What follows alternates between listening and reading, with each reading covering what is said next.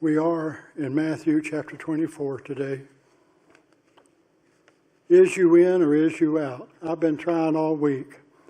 I heard that on a TV show somewhere, and the only reference I can find is to a movie called All In with Lou Gossett Jr., and he says, are you in or are you out? But I remember hearing somebody say it, bad grammar and all, is you in or is you out? Well, that's what the sermon is today, based on Matthew 24, 1 through 14. Let's read those scriptures along with me. If we get them up on the screen, I'm going to get my Bible open. I'm a little discombobulated today, so you hang in there with me. Matthew 24. Come on, Wes, get there. Verse 1. This is the last week of Jesus' ministry here on earth. Jesus left the temple and was walking away when his disciples came up to him to call his attention to the buildings. Do you see all these things? He asked. I tell you the truth, not one stone will be left on another. Every one will be thrown down. As Jesus was sitting on the Mount of Olives, the disciples came to him privately. Tell us, they said, when will this happen? And what will be the sign of your coming and the end of the age? Jesus answered, watch out that no one deceives you. For many will come in my name, claiming I am the Christ, and will deceive many. You will hear of wars and rumors of war, but see to it that you are not alarmed. Such things must happen, but the end is still to come. Nation will rise against nation, and kingdom against kingdom. There will be famines and earthquakes in various places. All these are the beginning of birth pains. Then you will be handed over to be persecuted and put to death, and you will be hated by all nations because of me. At that time many will turn away from the faith and will betray and hate each other, and many false prophets will appear and deceive many people. Because of the increase of wickedness, the love of most will grow cold. But he who stands firm to the end will be saved, and this gospel of the kingdom will be preached in the whole world as a testimony to all nations, and then the end will come. Sobering words from our Lord and Savior. Words that he shared as he knew what was about to happen, that his time on earth was drawing at an end. This is the last week. It occurs in the last week of Jesus' ministry here on earth. He was in Jerusalem worshiping in the temple. The disciples demonstrate their national pride by pointing out how great the temple and beautiful the temple was. And it was. It was being rebuilt by Herod of all people, and it's typically called Herod's temple because he built it, even though Herod wasn't a Jew and didn't worship, but he wanted this monument to his name. And it was impressive. They were using white marble, hewing white marble stone, and using that for the blocks. Very large. It was very beautiful. And it was especially important to them, meaningful to them, in light of the destruction that the temple had been through. We've talked many times before how they had been under dominion of nation after nation, starting primarily with Babylonians under Nebuchadnezzar. And in that, the temple was destroyed. It was they called the abomination of desolation, where one of the kings sacrificed a pig on the altar, the very about most hurtful thing you could do to a Jew in their church, to sacrifice a pig. So the Jews of this day were really happy to see the temple being rebuilt, see it being rebuilt in splendor. And the disciples point that out to Jesus. But Jesus, as he typically does, uses their exuberance for a teaching moment. And a couple of times here, he doesn't even really respond to their question. But Jesus says, yes, a day is coming when not one stone will be laid on another. I read a commentary by one person who said they went over there, and the different rabbis and stuff were taking him around, showing him the Wailing Wall, the oldest existing wall of the temple. And it was made of all different kinds of stones. And that's because it had been destroyed. In AD 70, Rome came against Jewish people revolting. They destroyed the town, they burned it, then they tore down the blocks, they tore everything down. And literally, as Jesus prophesied, not one stone was left on another. And so Jesus uses this to talk to them. And of course, they're shocked, they're grieved when they think about that. They hear finally their temple's being restored. Probably in their hearts they thought, maybe this is the start of a new time. Jesus is here. The temple's being restored. Things are going to get back to normal. And then Jesus, the one himself, says, it's going to be torn down. It's not going to be there. They responded kind of like we would respond, I think. When's this going to happen, Lord?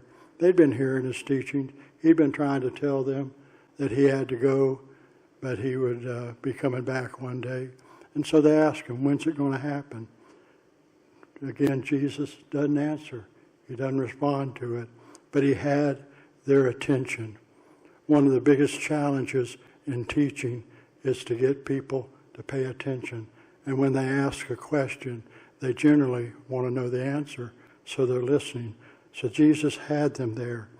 But he takes off in a different direction, and he starts talking about the other problems that are going to come. He telescopes to the next truly important time, the end of the age. As Jesus is talking about that, he goes past all the way to the end times when he is going to return and establish his kingdom on earth. And with that segue, he moves from the present day, as they were looking around, to the future, to the end of the age.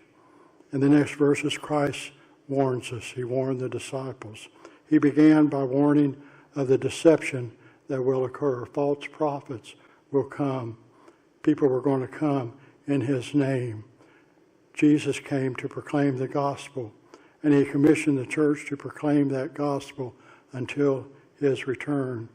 And it's a battle against the gospel that is the thrust of Jesus' comments. There's a song by Carmen, pretty old song, and in it he does a little rap thing and talking about he was becoming a big star, and the devil came to him. He goes, well, the devil came to my house, knocked on my door, it starts out. And the devil talks to him and says, listen, I'm going to make you a big, big star, and you can talk about being good, you can talk about going to church, you can talk about doing all these things, but there's one thing you cannot do. Do not talk about Jesus. You see, that's the crux of it, folks. We can talk about being good people, treating each other right. We can talk about attending church. We can attend church. But Satan really gets involved. His powers really get involved when we proclaim the name of Jesus Christ. Because it is Jesus who defeats him. It is Jesus who redeems us, who makes us worthy to be in heaven. And it is Jesus who keeps us from Satan's hell. And so Jesus here is proclaiming the gospel, the good news, and he commissions his church to do that. And so enemies arise and speak up. And so God, in this case specifically Jesus, does turn his attention to those last days, the days that precede his return, and ultimately the judgment. He proceeds to describe the trouble that's going to come, but he does it in broad strokes, wars and rumors of wars. And I wonder, some of you who are in your 70s and 80s and 90s, thinking about your time here on earth, how many wars can you remember? Maybe some you just heard about, but thinking about our country going from the Civil War, Spanish-American War, we had the World War I, World War II, Korean conflict, Vietnam War. We're now in a war with Iran. There's been multiple wars, and that's just the United States. There are many other wars all around the world. There is no end to fighting. And it's interesting to stop. And we have that perspective, those who have lived through some of those. Jesus goes on to describe the decline in our culture, false prophets, an increase in wickedness, the people's love of God cooling. And I don't think any of us can deny that we're seeing that today. You know, as I thought about these false prophets, and I thought about, again, some that I've heard as I've been growing up, and one of the biggest ones that I think of and you're aware of is Jim Jones, who got such a big following, and he took them down to South America, and they were going to turn things over. They were going to turn the world around, but then he was under investigation by the Senate, and he ended up leading all of them to drink poison Kool-Aid, and most of them dying. There are several who have come up in this world and talked about being the Messiah. Even my limited understanding of history, you could even say Hitler was doing that to his people as he was proclaiming to them how they could be a master race, the race to rule the world.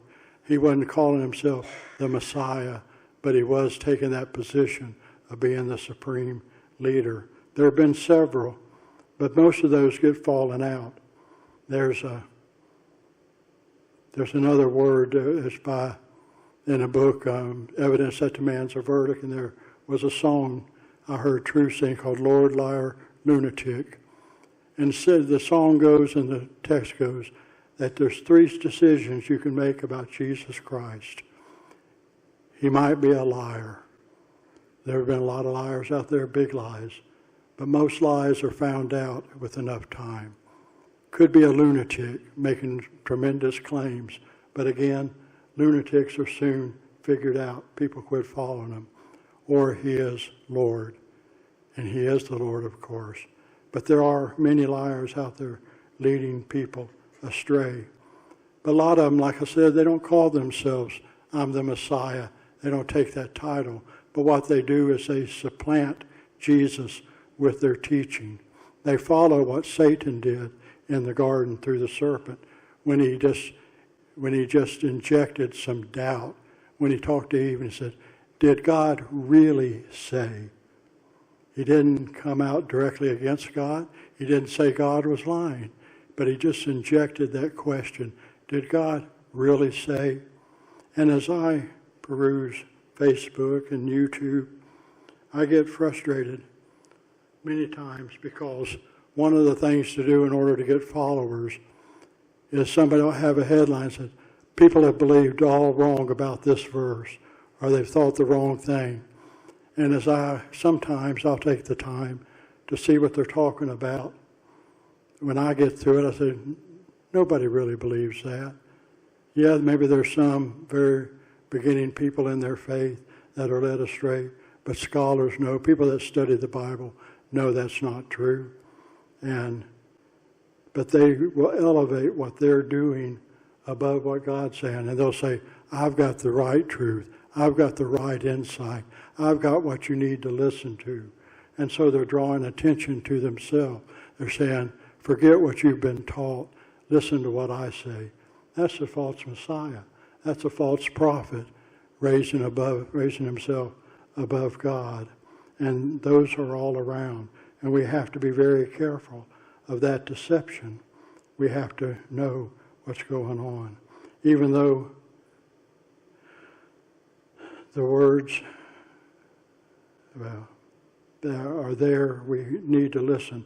You know, as we listen to Jesus, as he's talking about things, we can see that today. Certainly churches are falling into disrepair and disuse.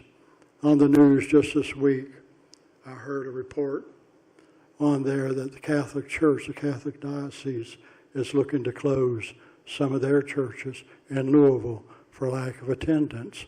We see it happening. As I drive around, I see churches that aren't, you go in the Highlands, there's a church in the Highlands that's now a restaurant and some apartments. There are some that are overgrown with weeds and aren't used anymore. And we see this to our dismay and shock. It's happening. People are turning away. There is disrepair. Attendance is declining. Baptisms are down. Ministries are canceled. So it's easy for us to think, for others to think, what's the use?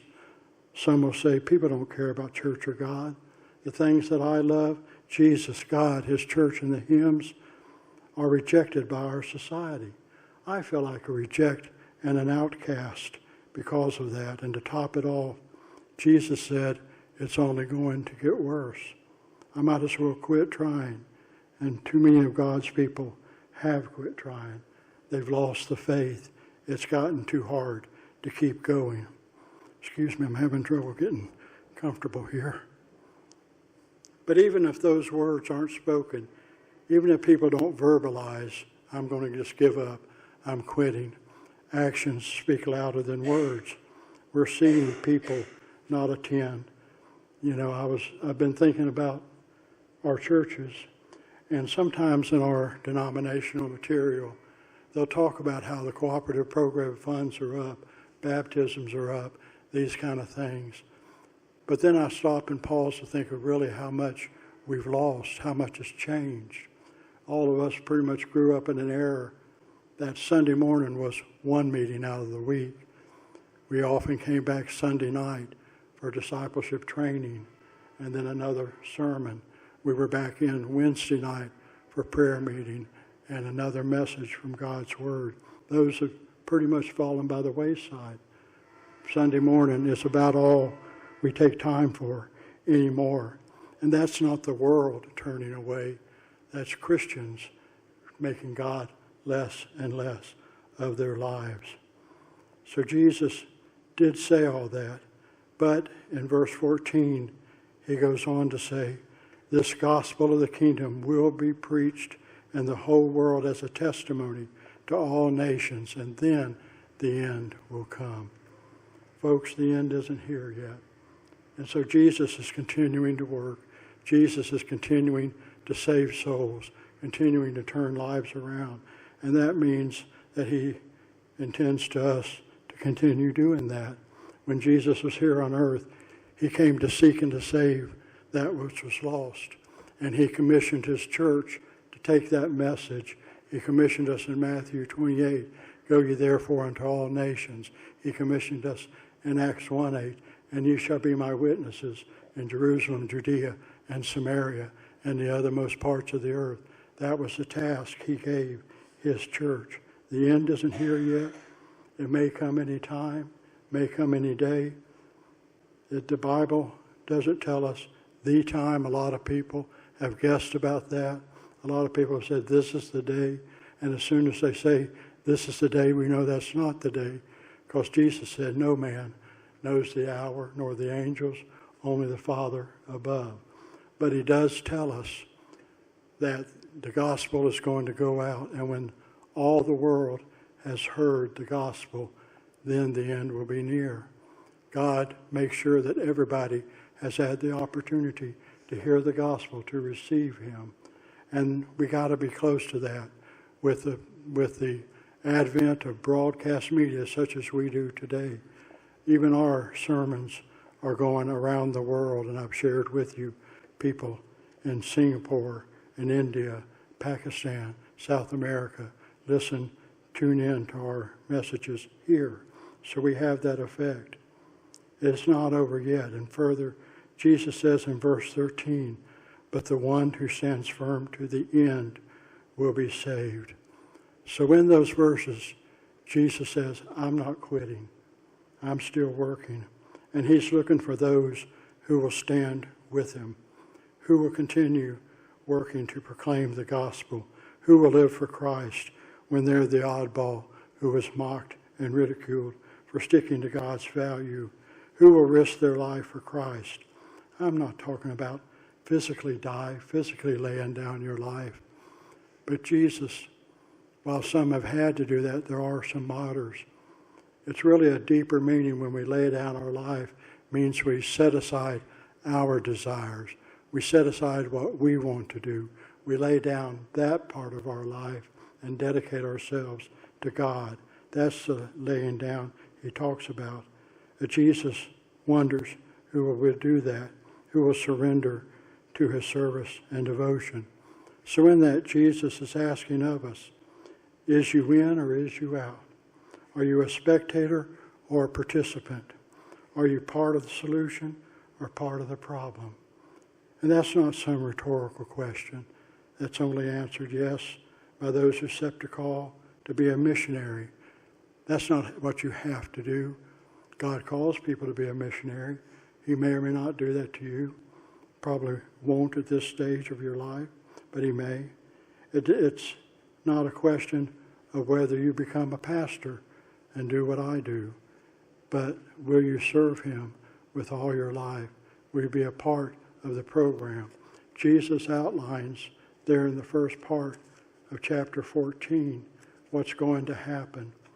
But he goes on there at the end saying, but the program is going to continue. The program is going to move on. And he wonders who's going to be part of the program. I'm very joyous.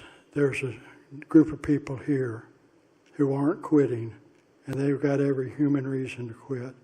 Instead of developing new ministries, they're developing new ministries or invigorating old ones. Some of you may have been asked to participate. We're actively working on ways to reach our community for Christ, to tell our community we care about them, and that we seek to provide some real practical solutions. We're working to invite them to a back-to-school Sunday on the 30th that I mentioned. We're inviting and encouraging them to make church attendance part of their schedule and giving them real reasons why they should, the benefit to their children and themselves. Last Sunday we had the meeting for our fall festival, and we had 10 come and meet. My heart was encouraged. Everyone engaged with ideas of how we could do that. There was excitement about the process, and we filled up the marker board with ideas, and we've already got much planned in that regard. We're working towards our fall festival October 17th, and we're already arranging things. We've reserved the North Central Baptist Network outreach trailer that has a bouncy in it. It has a snow cone machine, cotton candy machine, popcorn, and other things to have here. I've been able to secure an agreement from a live band to come and play for us, people that you know. We're going ahead with other plans. We have a list of games that the church has had that can let the children play, and there's more. And there's so much more that is being developed to make CBC a place where people can come and hear about God, where people can come and be welcomed and accepted, to have a place. You know, I kind of hate that it was a bar that had that song, Where Everybody Knows Your Name. That ought to be church, where everybody feels loved by everybody. Everybody's received. Everybody notices when someone's out, and we care about them. We accept them. I think in life, one of the things we all really want is acceptance. We don't like admitting our faults. We don't like facing up to them, but we know we have them. But we want to be accepted in spite of that. Not telling us you're okay, but just accept me where I am and then help me grow.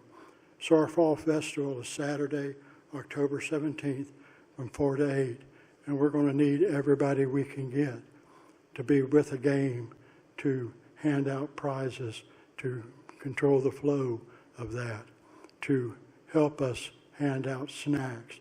Just, you know what we do. You can be a part of that. So with all that we got going on, and there's much, much more, I could spend your day, your afternoon, telling you the plans that are in the works. You know about the community garden. That's for our community. This week or next week, we had letters go out to all the teachers at Campbellsburg Elementary, reminding them of the garden, telling them about things they can grow as a fall crop. Some of them expressed that interest in doing that for the children. We're working on the basement. It's pretty well finished. We've let the city know, and we've given them keys so that in the event of a storm, there's a place, a safe place, people can come.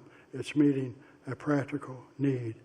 There are other things we're working on to be a place where people can come and be nourished, where we can have a chance to meet them, to introduce ourselves, to get to know them, for them to get to know us. So with all this stuff going on, the question again for here is you in or is you out? Are you going to be a spectator or a participant? Are you going to be part of the solution or part of the problem? Or are you going to be a nattering nabob of negativity? I like that phrase. Nattering nabob of negativity, mocking the attempt and criticizing those who are trying. I know many of you can say, I've been involved, I've done that, and that's true, and we appreciate that, but we still need you. We need your ideas, your help, your involvement. Some of you can also say, well, I'm already doing a lot, and that's true. But will you help a little more? Will you make a little more time for Christ? Back to School Sunday is in 2 weeks. I had them bring in front of me the flyers. Over 1,000 flyers, about 1,020 flyers. We printed in office. We've sat and folded them, put a piece of tape on them, gotten them ready to mail. And they're going to go out this week to all of Campbellsburg, Turner Station, and Port Royal, inviting them to our back to school. It's got that article in there telling them why church is good for them and their children. That's going out, but we need you to invite your neighbors. You're going to start seeing the ad on Facebook, letting them know about it. We plan to give them materials they can use in school for back to school, paper, notebooks, pencils, these kind of things. We're looking at buying New Testaments to give every child a New Testament that they can have. We're looking at other things, and we've been blessed. My daughter was talking to one of the children's directors at Little Flock. And they said, hey, you know anybody that could use some shirts? They have a lot of shirts left over from Vacation Bible School. And she said, let me talk to my dad. And I said, absolutely. So in our conference room, I've got a box this big of shirts that they had for Vacation Bible School left over that talk about Jesus and who he is, that we can give these people. God is providing. But we need your help in that. Talking to neighbors, talking to those who have drifted away, letting them know we miss them. I worked for a pastor once, and he would often get on the phone and say, I just needed to call. I missed hearing your voice. It became kind of a trite phrase. I heard him say it many times. But it is encouraging to those to know, hey, they do know I'm not there. They do miss me. They do want to hear me. So you can pick up the phone and call and let them know we'd love to see them, to come on back. We need some to come early and help us get ready in 2 weeks, to be in small group Bible study, to be ready to greet our guests with a warm smile and a handshake. We plan to have coffee, juice, water, and some pastries here. I shared last week that on any given Sunday, we have 15 to 20 of our people out. So I'm asking you to determine to be here on the 30th, that we be here to support that. There's other things planned that I can't reveal because it involves other people to make that Sunday a great day. We're making plans for Fall Festival. We need those people to man games, to greet people, to help in whatever way. We've scheduled a work day for Saturday, the 19th, to put spit and polish on our facility. Will you go ahead and get that on your calendar, arrange that morning to come? We need each one. There are some that haven't been here for a work day, and several times. We need you. Your church needs you. Another for us to move ahead. There are the opportunities that I mentioned on August 27th of going to the equip training so that you can receive training to help your church grow, to help you reach people for Christ, to learn how we can proclaim Christ. On Friday, the September 18th, I planned another movie night. Many of you told me that came, how much you enjoyed that night. It was a fun night of fellowship, and it was a good night. I hope you'll choose to come. We enjoy being with you. I hope you enjoy being with us. Friday the 18th. Put it on your calendar, the 19th. So a group of us are saying, I'm not quitting. I'm not giving up. I hope you'll be part of that group. All that we do not to beat ourselves on the chest, not to beat our chest, not to pat ourselves on the back, not to say, look how good we've done, but to say, look how good He's done. What a good Lord He is. And He will help you like He's helped me. That's what we're doing this for.